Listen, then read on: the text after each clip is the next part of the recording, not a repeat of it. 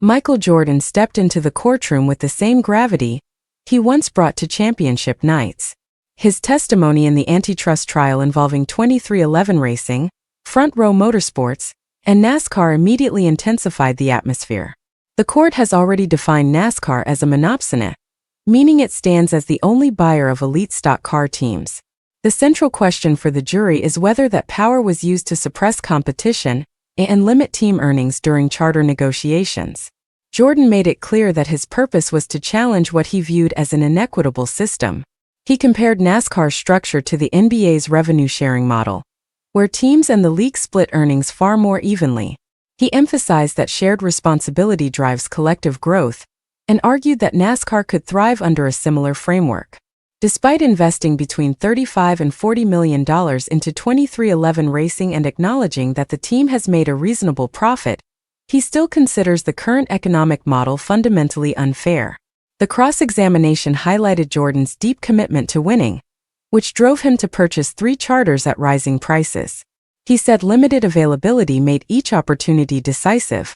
Evidence presented in court showed contrasting attitudes between Jordan and longtime advisor Curtis Polk, who viewed NASCAR primarily through a business lens and expressed frustration with the sport. Jury members also saw text messages in which Polk described negotiations as a strategy of constant pressure. Jordan's responses, punctuated with simple gestures of approval, underscored his trust in Polk even when their perspectives differed.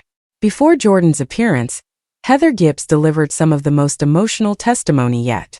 She recounted her husband Coy's sudden passing and described how that loss shaped her understanding of the financial strain on Joe Gibbs Racing.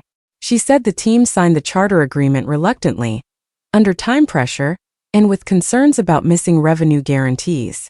Her focus on family legacy became the deciding factor in accepting terms she believed needed revision.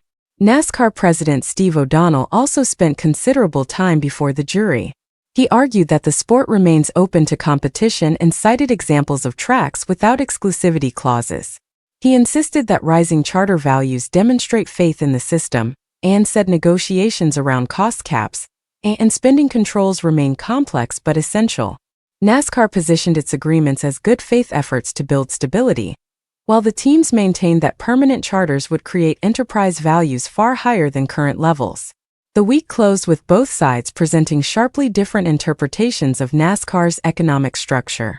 The trial resumes with the future of the charter system and the broader business model still under intense scrutiny.